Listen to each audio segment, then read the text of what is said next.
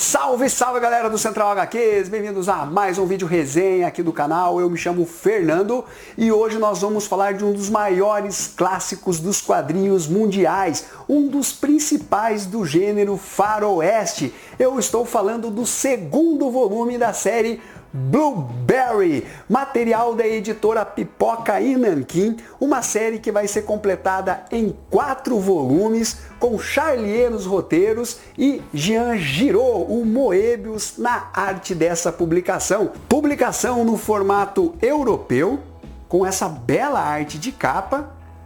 Essa outra arte aqui também ficou sensacional, né? Olha só.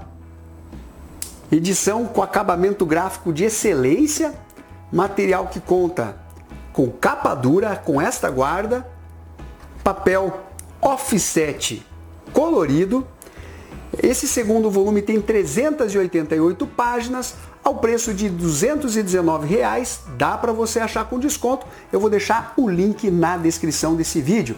Eu já fiz a resenha do primeiro volume, nunca tinha lido nada de Blueberry e todo mundo falando, olha, é realmente um dos grandes clássicos dos quadrinhos, esse material é foda. E não é que é foda pra caralho, tanto que entrou pra minha lista de melhores do ano de 2023. Isso aqui, galera, é bom demais. E nesse segundo volume, que vai trazer uma continuação direta do final da outra edição, nós vamos ter compiladas as seguintes histórias: General Cabeça Amarela, A Mina do Alemão Perdido, O Espectro das Balas de Ouro, Chihuahua Pier, O Homem que Valia $500 mil e Balada para um Caixão, compilando as edições que saíram em álbum lá na França entre os anos de 1968 a 1972. Em relação a questões editoriais, a editora Pipoca e Nanquim está de parabéns por trazer textos que são muito pertinentes, que ajudam a entender e a contextualizar as histórias, além de capas das edições da Pilot, né, onde saíam as histórias do Blueberry e depois eram encadernadas em álbuns. Aqui, ó, Custer, Verdades e Mentiras, né, ele que vai inspirar um general chamado McAllister dentro das histórias desse álbum. Olha só. Então, são extras muito bons, que mostram também questões de bastidores, de influência do Giraud, né, antes de vir a se tornar o Moebius. E são extras que não estão somente no início da publicação, aqui no meio também, para ajudar a contextualizar questões envolvendo novos capítulos da série. Tudo realmente muito esclarecedor, inclusive, né, uma certa mentirinha que o Charlier, roteirista, né, da obra, acabou contando quando ele diz que, na verdade, o personagem protagonista, o Blueberry, ele realmente existiu. Ele faz parte da história americana. Só que não. Na época, a galera realmente caiu nessa e ele depois acabou revelando que, na verdade, ele fez uma brincadeira, ainda que acabou repercutindo de uma forma positiva, porque vários historiadores correram atrás dele para saber quais eram as fontes que levaram ele a chegar a essa conclusão. Então nós vamos ter aqui as capas das edições, dos álbuns, mais matérias aqui, ó, com fotos aqui sobre o passado, né, histórico aí, entre aspas, né, do Blueberry. A tal foto, única foto que revela, né, as reais feições do Blueberry. Tudo isso você vai encontrar aqui nesta edição. Em relação às histórias, galera, se já no primeiro volume eu fiquei de queixo caído com relação à escrita, às tramas desenvolvidas pelo Charlier, nesse segundo volume ele continua mantendo o nível lá no alto da publicação. Quando eu fiz a resenha do primeiro volume, eu até comento que o roteiro é nota 10, traz muitos fatos históricos, inspirações de coisas que aconteceram, mas que obviamente são modificadas em relação a essa obra ficcional. E os desenhos, né, do Giraud, que estava no seu início de carreira, você percebe que desabrocha ainda mais, amadurece com muitos detalhes, com o Blueberry, né, tendo ali um aspecto de envelhecimento conforme a história é narrada. Ele traz muitos detalhes por página. Os quadros também, na minha opinião, eles estão maiores, algo que no primeiro volume eu achei tudo muito condensado, muito apertadinho e tal. Aqui a gente tem um maior respiro, eu diria. As cores são chapadas, conforme vocês estão vendo, e mais para frente ele utiliza um tipo de colorização que eram usadas na série Lucky Luke. Então você tem ali, às vezes, predominando um vermelho, um azul, um amarelo sobre as páginas. E reparem, olha o tanto de detalhes que ele coloca. Você percebe a sujeira do ambiente, das pessoas. Você vê que elas estão sem tomar banho, é quase como se o cheiro delas saíssem pelas páginas. Olha só. É um trabalho realmente incrível, com uma narrativa sensacional. Ótima composição dos quadros. Muito, muito lindo o trabalho artístico aqui do Giraud, que consegue, sem dúvida nenhuma, ambientar o leitor dentro dessas histórias.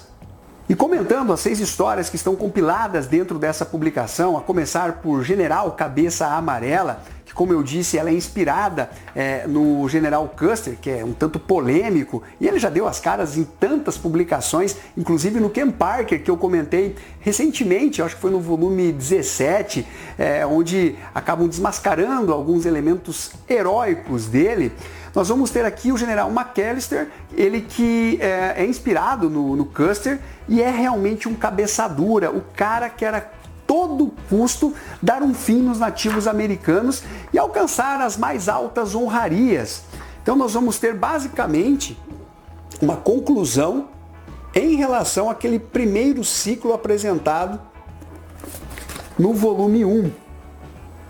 Mais combates envolvendo indígenas, situações que poderiam ser evitadas, mas que por ordens desse general, e você acaba ficando puto, sério. Não tem como você ler essa obra e não se sentir incomodado com o que esse general está fazendo. Você torce que ele se ferre.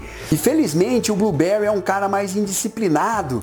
Ele não segue as ordens ali de forma perfeitinha, do jeito que se espera. É como se ele escrevesse certo por linhas tortas, né? Esse clichêzão que costumam dizer, mas que se encaixa muito bem em relação às atitudes do Blueberry enquanto representante do exército americano. E aqui a gente vai ter um final que vai trazer até uma certa esperança de que eventualmente a paz pode chegar em relação, né, a esse conflito entre homens brancos e os peles vermelhas. E aí nós chegamos num arco maior de 2 histórias com A Mina do Alemão Perdido e O Espectro das Balas de Ouro. Que história, galera! Isso aqui é bom demais! Basicamente, após a conclusão do capítulo anterior, o Blueberry acaba sendo designado para ser xerife interino na cidade de Palomito. E lá ele vai conhecer um vigarista, um trambiqueiro chamado Luckner. Esse cara, ele tem um ar meio humorístico, atrapalhadão, ele tenta passar a perna em todo mundo. O cara fica blefando e você não sabe quando ele realmente está dizendo a verdade ou quando ele está mentindo. É um cara que não é nem um pouco confiável e no início da história ele passa esse ar aí de um cara meio desajeitado, trapalhão, né, que ainda que cometa ali os seus pequenos crimes, não é exatamente um cara do mal, tirando até um certo sorriso por parte do leitor em relação às coisas que ele acaba fazendo. E aí que nós vamos ter a prisão desse homem justamente por querer trapacear. Ele está fazendo ali, né, alguns financiamentos para explorar um ouro que ele diz ter. Existe uma mina onde tem muito ouro, e aí ele vai pegando o dinheiro do pessoal, acaba não devolvendo, gasta de outra forma. Ele vai passar a noite ali na cela do xerife Blueberry, que está acompanhado, né, do Jimmy, que é aquele irlandês de barba vermelha, que também tem um caráter muito cômico dentro das histórias, serve até como uma espécie de alívio. O vigarista Luckner acaba convencendo o Jimmy de que ele vai poder comprar muito, mas muito uísque, né? O Jimmy é alcoólatra, ele não pode ouvir falar em bebida, e aí acaba sendo convencido a simplesmente libertar o Luckner e irem atrás desse ouro, nessa mina. O problema é que ninguém sabe se esse ouro realmente existe ou não. E galera, realmente como a história começa e como ela termina é sensacional, inesperado. Eu realmente não quero falar mais sobre esse aspecto da personalidade do Luckner, mas vocês vão ter uma surpresa em relação à forma que ele começa a agir.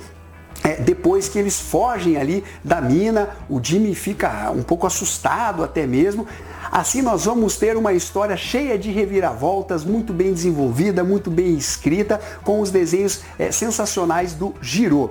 E aí nós vamos para mais um arco de histórias, que é Chihuahua Pier e o homem que valia $500 mil.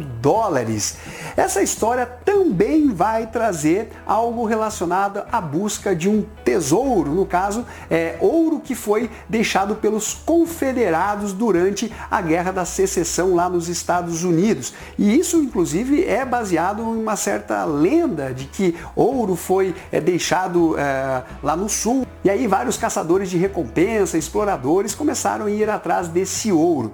O ponto é que o Blueberry, para poder atravessar as terras do México, ele precisa se passar por um criminoso, um desertor. Agora ele é procurado pela polícia e alguns cartazes falsos são espalhados para tentar passar realmente a ideia de que ele é sim um foragido. Ele vai conhecer o governador Lopes, a Chihuahua Pier, que é uma mulher muito linda, essa daqui, ó, inclusive, tá? Mas muito gananciosa.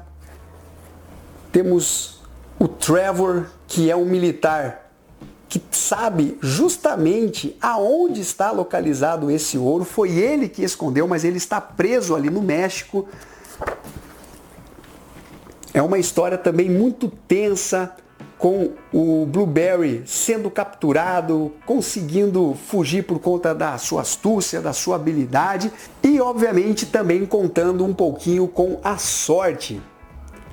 Mais uma trama que vai trazer reviravoltas. Enfim, chegamos na última história, Balada para um Caixão, finalizando essas duas anteriores e também trazendo aquela narrativa supostamente histórica, né, do passado de Blueberry. Olha só. Aqui também a gente vai ter traições, algumas mortes que eu não esperava e consequências pesadas para o protagonista da história. Muita gente à caça desse ouro.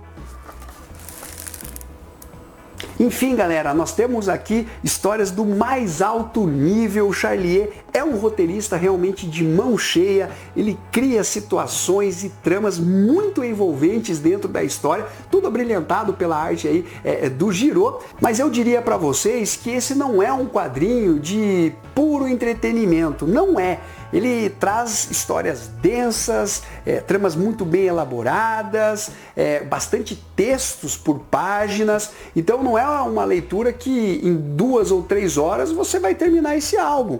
Eu, inclusive, para ler o segundo volume de Blueberry, fui lendo com calma, eu lia um álbum, né, um capítulo aqui dentro da publicação, revezava com outros materiais, aí voltava para a segunda história, lia mais outras, terceira e assim por diante. Então é um material que eu basicamente demorei cerca de uma semana para ler todo o álbum, inclusive os extras, né, que tem também bastante textos, e eu realmente acho isso aqui espetacular, galera. E agora com essa arte ainda mais madura, né, do Giraud, não tem como não dar a nota 10 e com certeza vai entrar de novo para minha lista de melhores do ano, dentro daquele top dos tops, né? Na verdade, demoraram para trazer novamente, né, Blueberry para o Brasil. Então, parabéns para a editora Pipoca e Nanquim. E uma coisa que eu estava esquecendo, esse segundo volume aqui são de histórias inéditas que nunca tinham saído no Brasil anteriormente. Até o volume 1, você tinha ali publicações que saíram pelas mais diversas editoras, mas a partir desse segundo volume, só coisa inédita. E que veio o volume 3 e o volume 4,